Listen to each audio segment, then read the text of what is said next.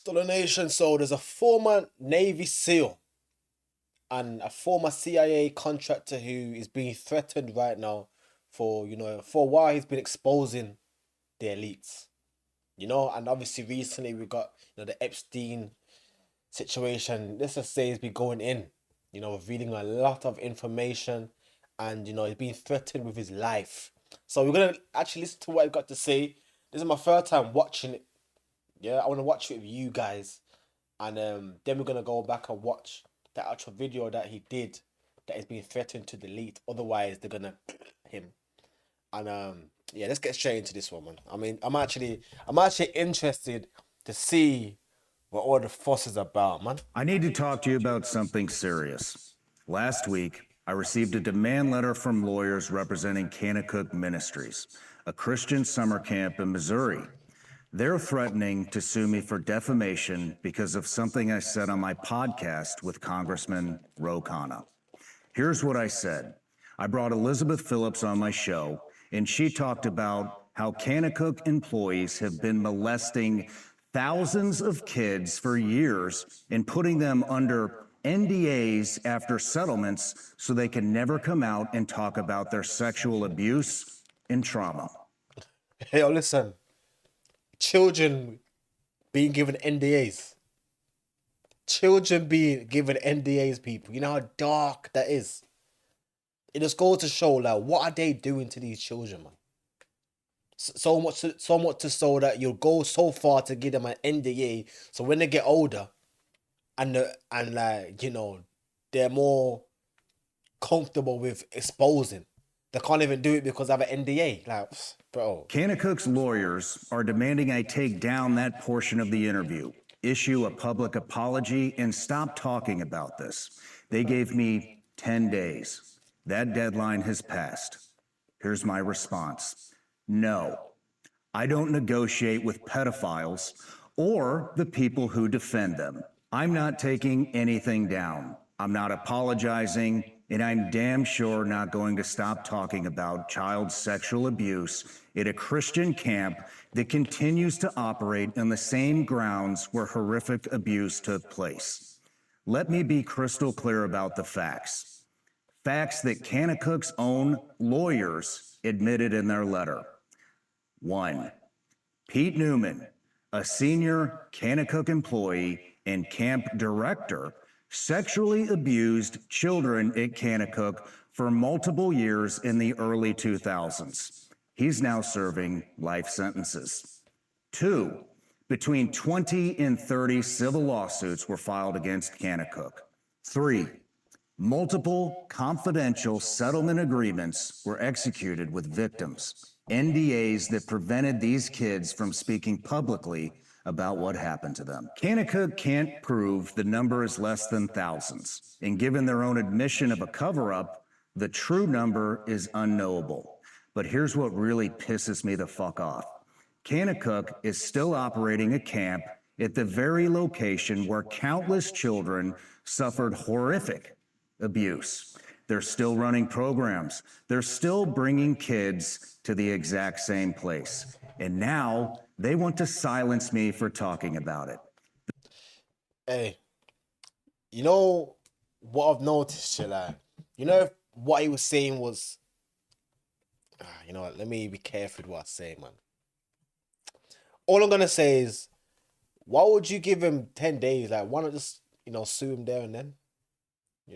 Sue him there and then, like, if the information's already been out there, just sue him there and then, man. You know what I'm saying? Like, hey, listen, I gotta be careful with what I say, man. I ain't trying to, I'm doing a stream, but next thing I hear is, knock, motherfucker, open up. Hell nah. This isn't about protecting their reputation. This is about protecting children, and I will not be silenced. My attorney has sent Kanakuk's lawyers a response. We've made it clear. If they want to sue me, bring it on. We welcome discovery. We welcome depositions of Kanakuk leadership about what they knew, when they knew it, and what they did or didn't do to protect children. We welcome full disclosure of every abuse allegation, every settlement, every internal investigation, and every financial record showing whether Kanakuk actually suffered any harm from my statement or whether this is just an attempt to intimidate people into silence. Under Tennessee law, Kanakuk will have to prove I'm lying. They'll have to prove actual malice, that I knew my statements were false, or that I had serious doubts about its truth. They can't do that because I relied on Elizabeth Phillips, whose brother was a victim. I relied on public court records. Hey, listen, what we're gonna do now, yeah, is we're gonna go to a video that he did with someone else. He's a previous congressman, and yeah, let's see what they've got to say about this whole ordeal, man. And listen, as you can see, I got my quiz ready, I got my nourishment ready. I'm just like, I just want to see what they got to say about this, bro, because for someone to be getting threatened with silence, it means that, you know, he's talking. You know what I mean? Like, let's just put it like that. He's talking. Yeah, he's talking, man. He's talking. Ro Khanna, welcome to the show. Thank you. You got quite the studio. You know, I've done a lot of these. I haven't ever seen a studio with liquor, guns, time from your time in Afghanistan, Iraq. It's worth coming here just to see the studio. Well, thank you. If you get thirsty, we got plenty of booze here. I don't drink, but it looks pretty cool. You got a great collection. Thank you. But man, this is so tried to get you and Thomas Massey on at the same time, but he couldn't make it. But I just want to say that what you guys are doing, trying to bring disclosure or transparency to the Epstein files and what the hell has been going on with all that. I mean, thank you for doing that. Well, thank you for your voice, because you've been talking about this early on, and it's why I wanted to come down here. And it's the survivors. I mean, you know, people don't get how bad this stuff was. And of course, Thomas has been a key partner, but you have over 1,200 women, many of them from working class backgrounds.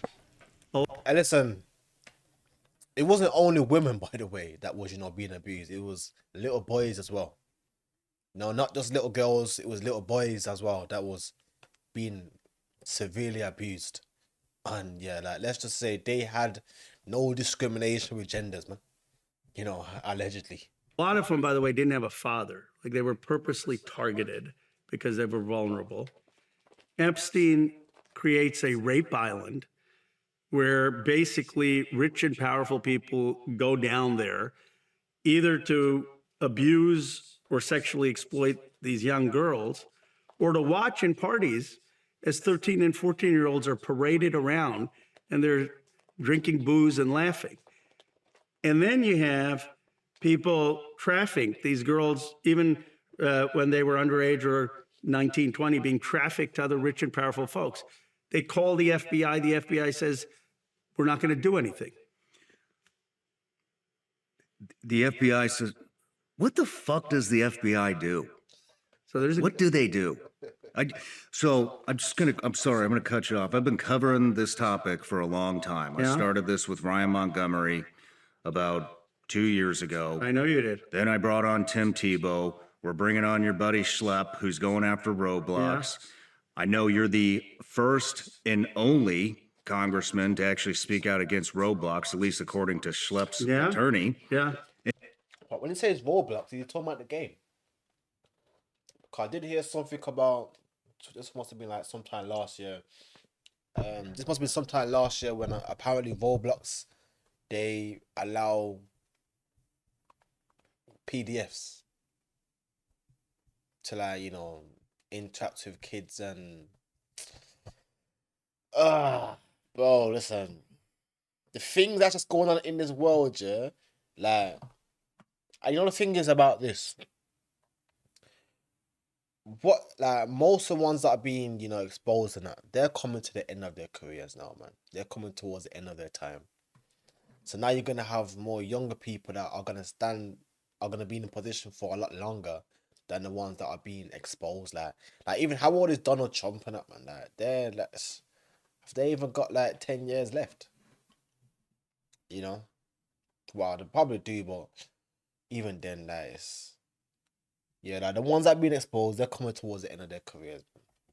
And I just interviewed Elizabeth Phillips. Are you familiar with this Camp Kanakuk? I'm not. Biggest Christian camp in the fucking world. Yeah. And I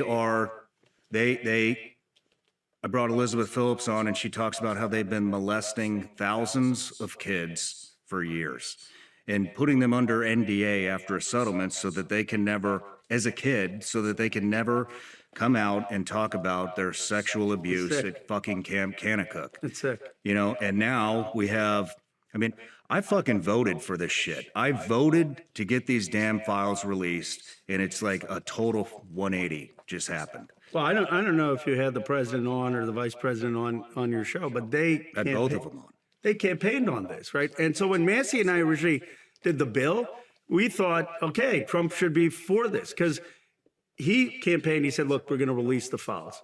Here's the truth of the matter. No one cared about this issue since the 1990s. It's not a Donald Trump thing. Biden, we didn't release the files under Biden. This thing was going on since the 2000s. In 1996, Maria launched a complaint with the FBI, and she was told, we're not going to do anything. By the way, you talk to some of the other survivors, they were told, don't talk to the New York police. Epstein is too connected. For 30 years, until some of the documents just came out because of Massey and my bill, Maria was called a liar by everyone in power and said, oh, she never filed a complaint with the FBI. So when Trump said he wants to release the files, he was right. When he said that the system is corrupt, protecting rich and powerful people, he was right. And we gave him the benefit of the doubt. Then Pam Bondi comes and says, oh, there are no more files. I mean, come on. That's when Massey and I do this bill. And we initially thought maybe Trump would support it because his own attorney general is betraying his promise. And what has been disappointing is for the last 5-6 months, have had to fight the administration at every step of the way, which gets me to believe, like, who is protecting these people? I don't understand. I cannot. I got really fucking pissed off at the Democrat Party because the maps, the minor attracted persons shit before Trump came into office, we talked about it all the time. Now, why are we protecting? Why is the White House protecting pedophiles? You know, it's very interesting, yeah, because like, at what point are we gonna just accept that, you know, the ones who present themselves as, you know, the ones in charge, they're clearly not the ones in charge, bro. Like, they're literally, you know, puppets, man. You know, when it comes to the actual time, someone comes, maybe like a black suit, and says, you need to do this, and there's literally nothing that the president can do about it, man. Like, come on, man. Like, do we actually think that the president is the one who's in full control? Like, hell no, man. Someone else is always, like, they're just like, you know, the face of the operation, man. Why is the White House protecting pedophiles? I just don't understand it, bro. I can't fucking get it through my head why we would protect pedophiles. The other thing is, this country has the biggest fucking problem with sex exploitation and sex trafficking in the world. We can talk about fucking Venezuela and Mexico and Ukraine and Russia and fucking China and waste, fraud, and abuse and fucking liberals this and Democrats this and Republicans. And we have a pedophile problem. We have a fucking pedophile problem in this country, and nobody's doing anything about it in government except you and Thomas Massey. What the fuck is going on? You know how I know this? Because is everybody in government a fucking pedophile now? What the fuck is happening? Well, I don't understand who they're trying to protect, because I keep saying it's not about Trump. There's so many people, Democrats, Republicans, who were involved in all of this. Just release the files. And we know, they say, how do you know, Ro, that there are other men involved? First of all, just use your common sense. There are 1,200 plus survivors. You think one guy raped all of them? You think one guy abused all of them? Of course not. There was a system of powerful, rich men who either trafficked in these girls or abused them or showed up to Epstein's rape island. The survivors haven't told me the specific names, but what they have told me with their lawyers is the type of people who were involved. A Wall Street banker, a powerful politician. And they've said that they sat through interviews with the FBI. They're called 302 statements, and they told the names on those 302 statements. So release the 302 statements. They're not doing that, even though the law explicitly calls for releasing those statements. We'll know who these powerful men are. Then there was a prosecution memo. You know, originally there were 60 counts against Epstein, supposed to be in Florida. They prosecuted him on 2 counts. There's a memo which explains why there should have been 60 counts, including ties with foreign countries, including ties with people who were financing him, including allegations of a honeypot system where he was trying to entrap basically powerful men. And they're not releasing the memo, even though the law explicitly says we want to know all the decisions of why he was charged or not charged. This is, I mean, they're covering it up, and the people are asking, why? Who are the powerful forces that have such influence that they're covering this up? Every citizen I talk to, hear, see on social, anything, once those files released. Was it every single person in Congress that voted for it to release them? And was there every single person in the Senate except one person? Everyone in the House except one. Everyone in the House except and one. Every senator. But I got to give credit not just to Massey's courage, because he's got billionaires funding against him, and the billionaires don't like me these days either. I mean, you go after the Epstein class, you make a lot of enemies. You know, look at my ex, and you see the people who go after Massey and me. But it wasn't just Massey and me. Marjorie Taylor Greene, Lauren Boebert, and Nancy Mace stuck their neck out to sign a discharge petition that the two of us had. Listen, if he's like, this guy is a very brave man, you know, bro. Because, like, when you know you have billionaires collectively against you for what you are representing, and you still stick with your guns, and, you know, you even go on shows, you know, to speak out against these same people, and then now you're even saying that these billionaires are against you. Hey, listen, this guy is pushing for good. You know, and then, like, if, you know, Shawn, I think his name's Shawn, is being threatened to delete a video, I don't even want to know what's been happening with him behind closed doors. You know, and like situations like this, you know, let's say, you know, car crash, and it always seems to be like some car crash or something, man. Car crash, or, you know, like pneumonia, or yeah. Same old repetitive ending. The force a vote on it. They got bullied by the White House. They got bullied by the Speaker. They got threatened. Their political careers were threatened. Marjorie Taylor Greene lost her seat, gave up her seat in Congress over this. Yeah, didn't the president tell her? What did he tell her? He told her that she's betraying him. Look, Marjorie Taylor Greene was for Donald Trump when he came down the escalator. She was with Donald Trump when he ran in 2020 and lost.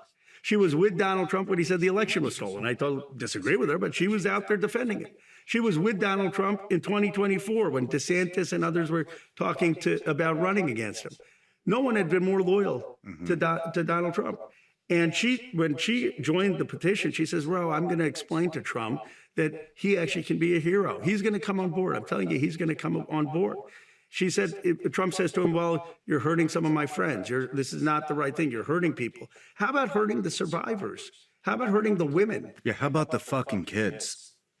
Girls. Kids hurting your friends? You know, gives a shit about your fucking friends? We give a fuck about kids. And these are working class girls. I wish people could see their stories and how they were exploited. It's a class issue. You've talked to a lot of these victims. You've talked to their attorneys. You are their champion. What do these victims want to see happen? What are these poor girls that have been fucking raped over and over and over and over again? What do they want? They want to be seen and heard. That's why some of them cared about the law passing. Some people said first time I actually felt heard and seen by the American people. Many of them want to meet the president to explain to him what happened, so they have some sense that they're not being just labeled as a hoax. They've asked that can they go meet with him. They want the people who abused them or stayed quiet to be publicly exposed and to be held accountable. They don't want buildings named after them. They don't want them to see them on television being celebrated. They don't want to see them at powerful positions in corporations. And they want prosecution. I mean, the prosecution is the hardest part. They're not naive. They think Yeah, just imagine that though. You're like, you know, the same people that you've been, you know, abused by, you see them on TV being championed and celebrated, and you know, there is such a good guy. Like that's dark still. Like you can't even turn the TV on because you know you might see them. But yeah, man, people, this is Shawn. What was his name again?